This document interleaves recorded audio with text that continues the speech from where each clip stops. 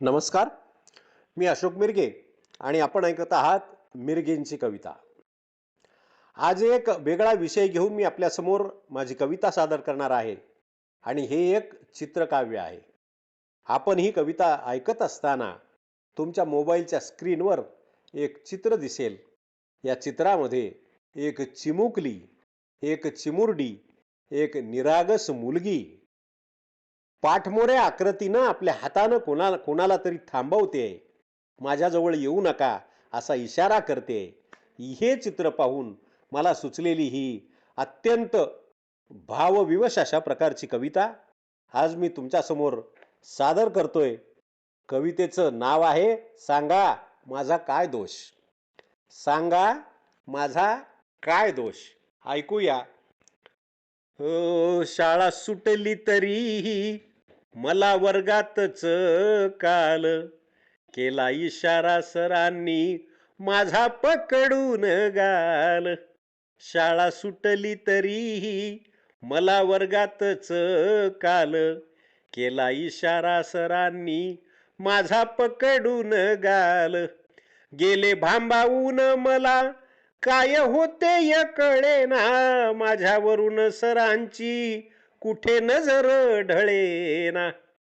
गेले भांबावून मला काय होते य कळेना माझ्यावरून सरांची कुठे नजर ढळेना. साऱ्या अंगाहून त्यांनी माझ्या फिरविला हात बोटे गुंतविली त्यांची माझ्या मोकळ्या केसात. शाळा सुटली तरीही मला वर्गातच काल केला इशारा सरांनी माझा पकडून गाल. दुष्ट हेतू गुरुजींचा आला मनास कळून हात झटकून त्यांचा आले बाहेर पळून. दुष्ट हेतू गुरुजींचा आला मनास कळून हात झटकून त्यांचा आले बाहेर पळून. परेक पडे कोरड घशाला अंग कापे थर थर धाप लागली चालता तसे गाठले मी घर. धाप लागली चालता तसे गाठले मी घर. शाळा सुटली तरी मला वर्गातच काल केला इशारा सरांनी माझा पकडून गाल.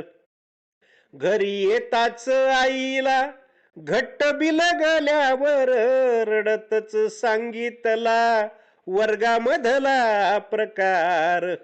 घरी येताच आईला घट्ट बिलगल्यावर रडतच सांगितला वर्गामधला प्रकार. सारे ऐकून बाबाही मनी चक्राहून गेले.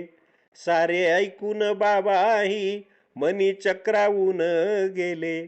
मला शिकविणे आता घरच्यानी बंद केले. शाळा सुटली तरी मला वर्गातच काल केला इशारा सरांनी माझा पकडून गाल. आणि या शेवटच्या ओळी. बाबा म्हणतात पोरी नको शाळा शिकायची भीती वाटते मलाही आता शाळेत जायची.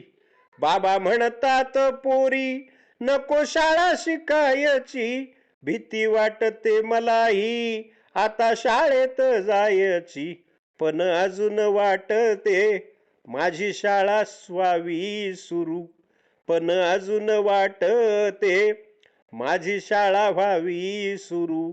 सांगा तुम्ही तरी मला पुढे नक्की काय करू. सांगा तुम्ही तरी मला पुढे आता काय करू. काल वर्गात शाळा सुटली तरी मला वर्गातच काल केला इशारा सरांनी माझा पकडून गाल. केला इशारा सरांनी माझा पकडून गाल.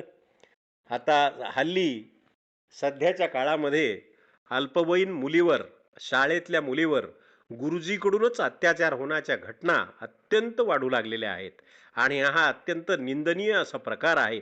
लांछनास्पद गोष्ट आहे. त्याच्यावर सुचलेलं हे चित्रकाव्य आपल्याला नक्कीच भावलं असेल अशी मी अपेक्षा व्यक्त करतो. माझ्या या कवितेला नक्कीच लाईक करा, सबस्क्राईब करा चॅनलला, तसंच शेअर करा जास्तीत जास्त, म्हणजे काहीतरी अशा वृत्तीला, या दानवी वृत्तीला जर फरक पडला तर थोडा तरी हातभार लागेल. पुन्हा एकदा नवीन विषय घेऊन मी तुमच्यासमोर येईल. तोपर्यंत सर्वांचे धन्यवाद.